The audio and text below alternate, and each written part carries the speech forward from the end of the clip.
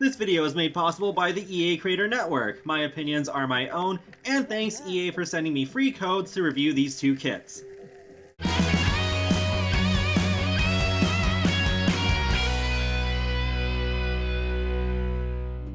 Hey folks, how's it going? This is Iron Seagull here, back with another kit review for The Sims 4.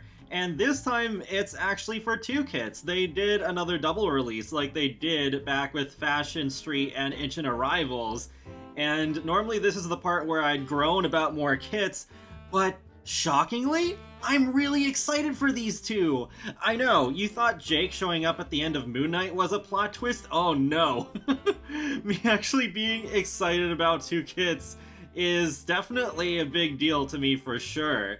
The two kits this time are Moonlight Chic, which is Create a Sim, and Little Campers, which is focused on build buy. Definitely seen a lot of hype for that one in particular. Moonlight Chic is inspired by Parisian fashion, where you can pair shorts with sneakers for casual fun or dress up your look with some silk or sparkles. And there's also things such as a slinky dress, flowing shirts, and smart jackets that are staples of the fashion. Also, for those of you who didn't already know, there was a Sims Delivery Express that dropped yesterday, and part of that was two Parisian-inspired build-buy items, so you can have those for free right now if you haven't already downloaded that. Moving on to Little Campers, we have a kit that is themed around children, which is awesome, and basically it is for having this DIY backyard camping look, and I'm definitely here for it. The items here are just so gosh dang cute, and even though I am more of a Create a Sim person, I'm actually with the majority here, more excited about Little Campers than Moonlight Chic. I was still looking forward to checking out Moonlight Chic though, because the style looks appealing to me, and it looks more overall laid back than most of the Create a Sim kits we've received so far, and after taking a look at all these clothes, I can definitely say I am pretty eager to use some of these items. So starting off with the men, I love that open button shirt. The buttons I feel like look a little flat, but that's gonna look great with body hair, assuming we get that in June with the Werewolves game pack. And I love that button-up shirt, especially with the ombres, and I love this racing jacket. I definitely am looking forward to using that. And we also have an open button jacket here with an interesting sort of like stencil on the back, so yeah, I think these overall look pretty decent. However, I think there are a few items missing here because there seem to be some masculine frame versions of ones we'll see on the feminine frame, but I just didn't see them. I forgot to just take off the masculine tag, but you shouldn't have to do that to find those items. But yeah, there's supposed to be a masculine frame version of a sparkly top and an open jacket with a tube top and a fuzzy sweater, so yeah, maybe those need to be fixed through a patch or something. Moving on to the bottoms, we have, I think, a surprising amount for a kit. So we have just like a longer pair of pants, and then with that pair of shorts, it's interesting, some swatches have a belt and some don't, so it kind of goes with different styles, I suppose. And we have a longer pair of pants that does have that camo swatch we saw in one of the screenshots. And then we have a longer, kind of like shinier textured pair of pants. And yet another pair of long pants, though it has a pocket on one of its sides. In addition to that, there's also a pair of new sneakers. I love the look of these, and the swatches I think are really nice, so these will get plenty of use from me. We also have a pair of sunglasses, and these definitely look like something I've seen in real life before, and yeah, definitely love the look of these as well. Now let's move on to the women's fashion. So we have this very like businessy jacket. I do wish the belt was more of a different color. I feel like it doesn't stand out enough against the jacket. This fuzzy top is really cute. I love this one, so looking forward to using that. This top I think is also really nice, a rather interesting style and texture going for it, and the ombres are quite interesting too. This might be my favorite top in the whole kit. It's rather unusual, sure, but I don't know, something about it speaks to me. And this graphic tee is kind of nice, though I do wish there were a couple of plain variants. This top is much better than I thought it was. I especially love the polka dot ombres. So this is one of the ones that should be available for masculine as well, but yeah, the buttons look kind of flat on it. This one is really cool. I am really looking forward to using that one. And there's the sparkly top. It really sparkles when you rotate it around. See, I had to just do that one more time because I love how the brown color looks on Robin there. And then we have the open button shirt that is available for the men too that we saw earlier. Moving to the bottoms, I believe some of them are the same as the men's, but there is a pair of shorts that we didn't see earlier. I do wish that the belt did stand out a little bit more against the shorts themselves. And then we have this pair of shorts here, which has a rather interesting texture to it. Looks like it is made to go with one of the tops too, considering the pattern swatches. This skirt is rather interesting. It reminds me of the dress that we got in the Carnival Streetwear kit, which is actually the previous one. Like, the texture is quite similar, but I still like it. And then we got this other long pair of pants that, yeah, that one we did see on the masculine frame. There's also a dress, which I absolutely love the back. The strings look 3D, which is nice, and I'm glad there are both ombres and plain swatches. In terms of the shoes, it's just the same pair of sneakers that we saw earlier. Then moving on to the accessories, we have those sunglasses again, but we have a pair of earrings, which I think look really nice. Even when I went into detail edit mode, they still look nice. There's also a necklace. It's mostly chain, but also has some beads on it. I've never seen something like that before, so yeah, while it's unusual, I think I like it.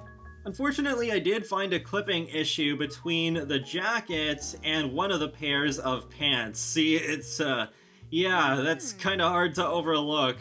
And Simguru Nova already told me that she has forwarded it to the team, so hopefully that can get fixed in a future patch or Sims Delivery Express drop. That and some missing items and underwhelming buttons aside, I like this kit more than I thought I was even going to. There are some items where it's like, yeah, you could compare them maybe to some packs that we already have or custom content, but I think still with the style that they did, they stand out enough to still be distinct. So I do look forward to using this on my Sims in the future. And while it does seem to be designed with dating in mind while you're just like out on the town, I think some of these items are rather casual and can be used on a wide variety of Sims in different situations. It's also worth noting that there's a total of 33 items, which is more than what we usually get, because we tend to get in like the low to mid 20s. Yeah, that is boosted a little by having items of the same kind, but for both masculine and feminine frames.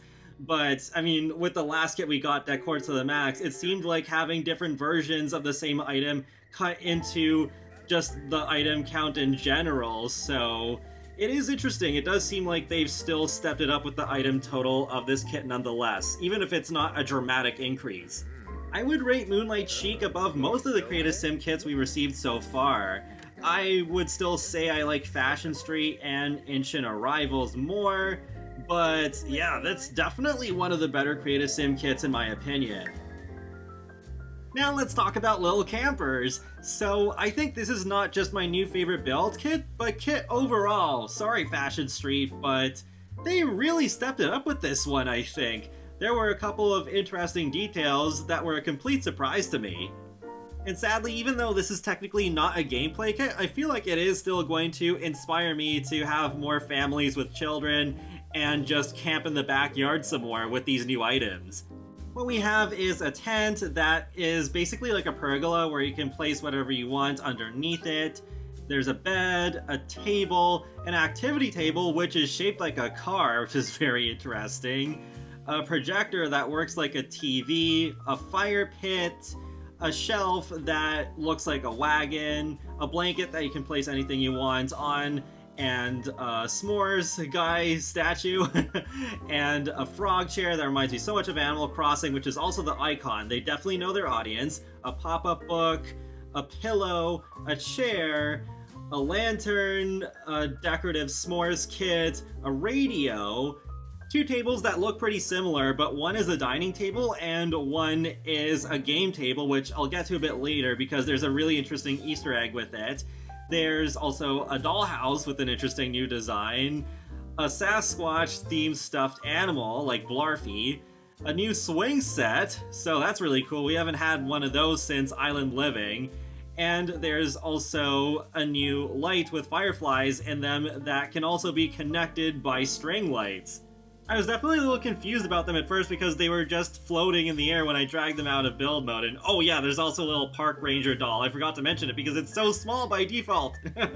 But the swatches on these objects are really nice too. So yeah, definitely earning some multiple uses. And yes, that frog chair does come in different animal variants too, like a bear and a cat.